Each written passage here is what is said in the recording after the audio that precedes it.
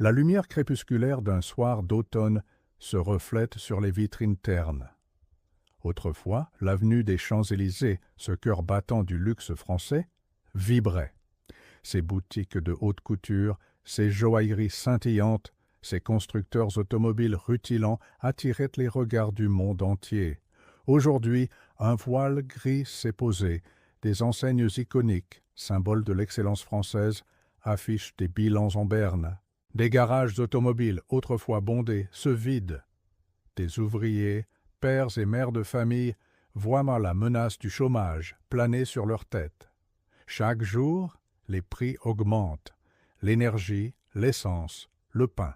Une facture, puis une autre. Chaque dépense est un calcul, chaque fin de mois une lutte. L'épargne s'évapore, la confiance s'effrite. Une famille française moyenne, comme des millions d'autres, se débat. Elle ne comprend pas. Elle travaille. Elle épargne. Mais le sol se dérobe sous ses pieds. Ce n'est pas une crise lointaine, c'est une hémorragie silencieuse, au cœur de nos villes, au sein de nos foyers. On vous dit que les sanctions économiques sont une arme infaillible, un outil de pression chirurgicale contre nos adversaires. On vous répète qu'elles assènent des coups mortels à leur régime, qu'elles les forcent à plier. C'est le grand mensonge que l'on vous sert, un mythe distillé avec la constance d'un conte à rebours funeste.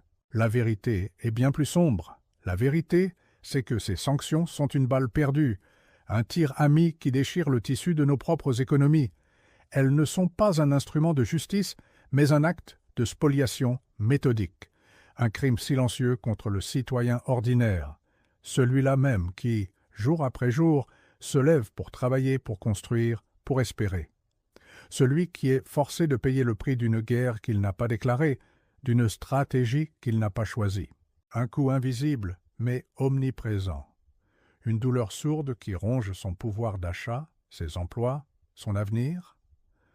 Comment une arme censée frapper l'ennemi se retourne-t-elle contre son propre utilisateur? Le mécanisme est pervers, mais d'une simplicité glaçante. Imposer des sanctions, c'est décider de se priver de marchés, des marchés où nos entreprises vendaient leurs produits, où nos industries trouvaient des débouchés. C'est aussi se priver d'approvisionnement, des matières premières vitales, des composants essentiels, des énergies bon marché. Lorsqu'une nation décide de fermer la porte à son adversaire, elle ferme simultanément des portes à ses propres exportateurs. Des millions de voitures françaises, des centaines de milliers de sacs de luxe, des technologies de pointe, autant de produits qui ne trouvent plus preneurs dans des régions entières du monde. Les usines ralentissent, les emplois vacillent, les entreprises perdent des parts de marché irrécupérables, souvent au profit de nations moins scrupuleuses. Pendant ce temps, l'adversaire s'adapte. Il se tourne vers d'autres fournisseurs, développe ses propres capacités, crée de nouvelles alliances.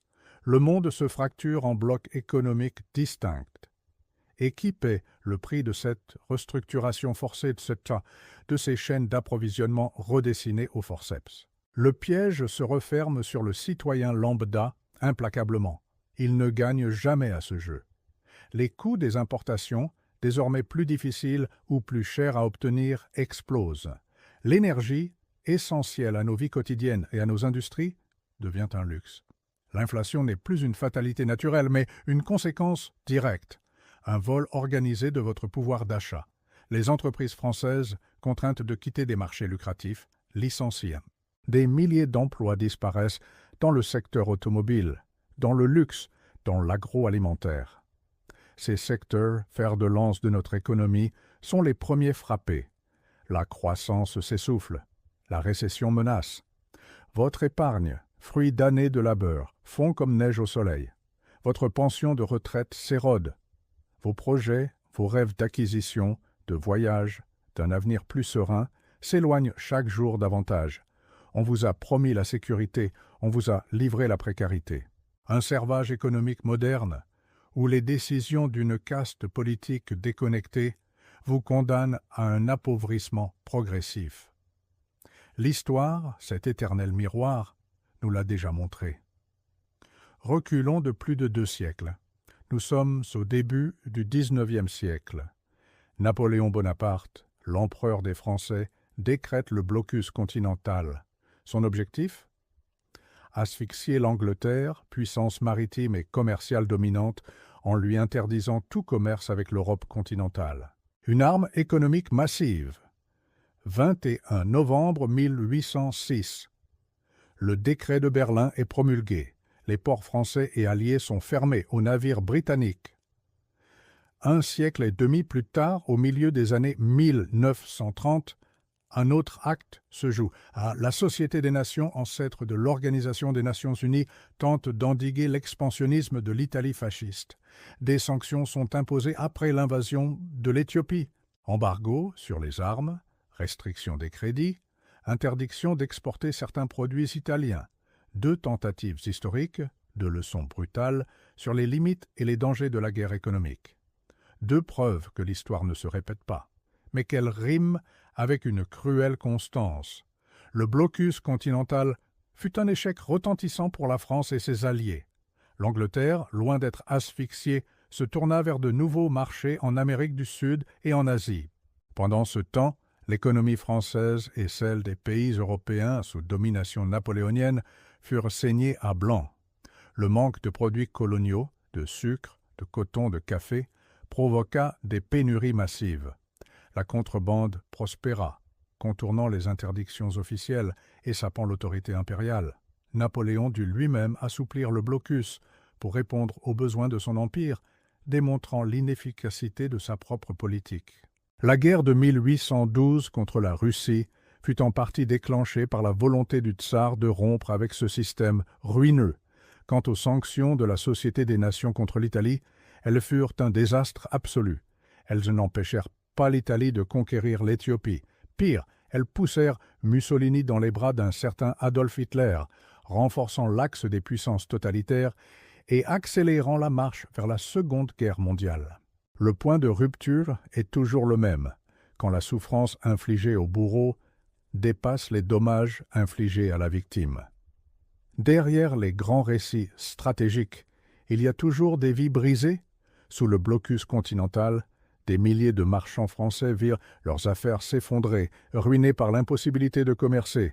Les ports de Bordeaux, Nantes, Marseille, jadis florissants, s'enlisèrent dans la misère. Les ouvriers des manufactures dépendantes des importations étrangères se retrouvèrent au chômage. Le prix des denrées rares explosa, affamant les plus pauvres et provoquant des émeutes de la faim.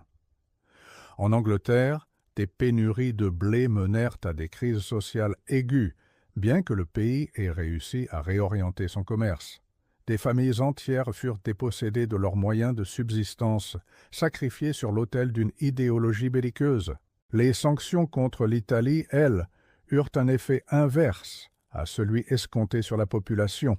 Au lieu de provoquer la dissidence, elles furent exploitées par la propagande fasciste pour exacerber le nationalisme et souder le peuple italien autour de son dictateur, victime désignée d'une conspiration internationale. Ces leçons sont gravées dans le sang et les larmes. Elles rappellent que la géopolitique a toujours un visage humain, un coût humain. Hier, le blocus continental. Aujourd'hui, le blocus énergétique, technologique, financier. Hier, l'Europe continentale se privait des richesses coloniales britanniques. Aujourd'hui, elle se prive du gaz russe à bas prix, des matières premières essentielles, des débouchés immenses.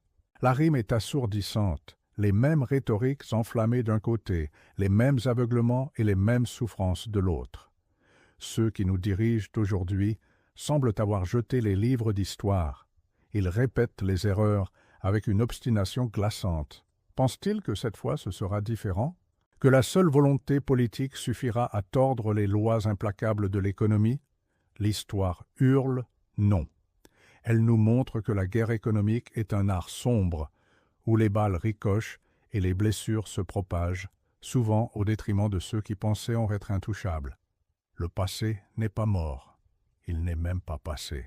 Il est là, sous nos yeux, dans nos factures, dans nos usines silencieuses. Les preuves sont là, patentes, irréfutables. Elles s'accumulent chaque jour dans les chiffres et les faits divers. Renault, fleuron de l'industrie automobile française, a été contraint de quitter la Russie abandonnant des milliards d'euros d'actifs et des années d'implantation stratégique pour un euro symbolique. Total Energy, un des plus grands acteurs mondiaux, réduit drastiquement ses activités russes, renonçant à des investissements colossaux. Des enseignes de luxe françaises, symboles de notre rayonnement, ont vu leur marché de l'Est s'évaporer.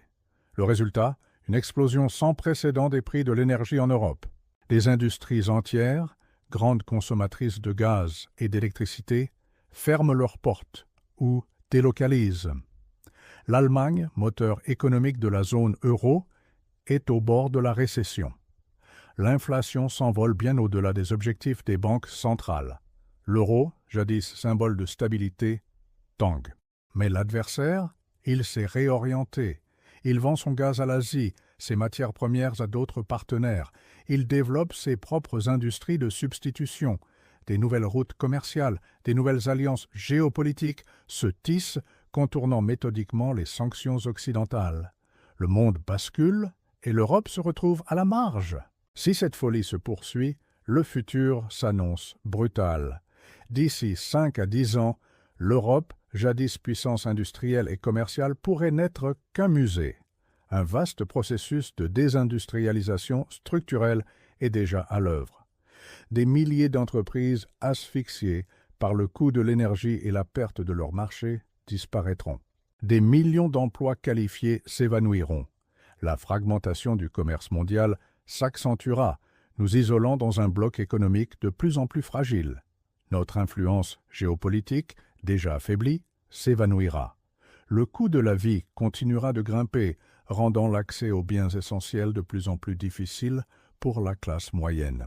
Les tensions sociales, exacerbées par la précarité généralisée et le sentiment d'abandon, risquent de dégénérer. Nous nous dirigeons vers une ère de moindre abondance, de plus grande incertitude, une régression économique et sociale dont les générations futures porteront le lourd fardeau. C'est l'effondrement par décret, masqué sous le voile de la défense des valeurs. Face à ce constat glaçant, que faire? Le citoyen ordinaire n'est pas impuissant. Il doit s'armer de résilience. Premièrement, les compétences. Développer des savoir-faire rares, essentiels, non délocalisables. L'artisanat, la réparation, l'agriculture, les métiers techniques. Des compétences qui auront de la valeur dans un monde incertain. Deuxièmement, diversifier vos actifs. L'argent fiduciaire, les obligations d'État, les placements classiques sont vulnérables à l'inflation galopante et à l'instabilité économique. Tournez-vous vers les métaux précieux. L'or, l'argent, refuge millénaire face à la dévaluation monétaire. Considérez les actifs tangibles, terres agricoles, biens immobiliers stratégiques. Troisièmement, privilégiez le local. Soutenez les producteurs, les artisans de votre région. Réduisez votre dépendance aux chaînes d'approvisionnement mondiales fragiles. Préparez-vous à un monde où la proximité et l'autonomie seront des atouts essentiels. C'est une stratégie de survie, non pas de fuite. Une façon de protéger ce qui peut l'être, face à la tempête qui s'annonce. L'histoire est un cycle, un éternel retour des mêmes erreurs humaines, des mêmes aveuglements. Elles ne se répètent pas, elles riment. Et ces rimes, quand elles sont ignorées, nous condamnent à payer le prix de la folie des puissants. Le citoyen est la première victime de cette incurie, de cette spoliation orchestrée au nom d'une chimère. Refuser d'entendre ces rimes, c'est choisir de sombrer. Pour comprendre les mécanismes cachés de ce grand vol, pour anticiper les chocs à venir et protéger ce qui vous reste, abonnez-vous à l'Archive du Capital, car la lucidité est la première étape de la survie.